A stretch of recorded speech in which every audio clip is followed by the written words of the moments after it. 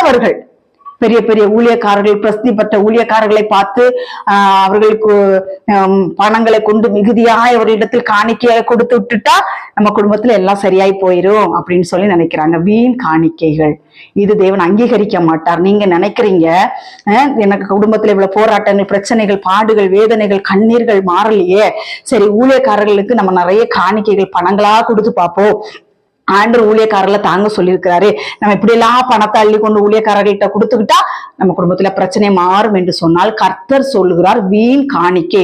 அதெல்லாம் வீண் காணிக்கை. பணம் கொடுத்து உனக்கு சுகம் கிடைக்குதுன்னா அது அந்த சுகம் தேவை கிடையாது. உனக்கிட்ட இயேசு கிறிஸ்து வந்துட்டாருனாலே உனக்கு சுகம் கிடைக்கும். முதல்ல இயேசு கிறிஸ்து வரணும். முதல்ல இயேசு கிறிஸ்துக்கு நம்ம இடம் கொடுக்கணும்.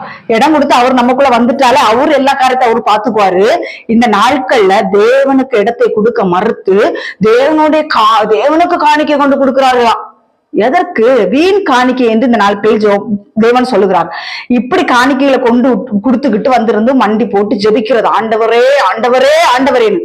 ஆண்டவர் அந்த ஜெபத்தை கேட்க மாட்டார். நீங்கள் மிகுதியா ஜெபமினாலும் நான் கேட்க மாட்டேன் என்று சொல்லுகிறார்.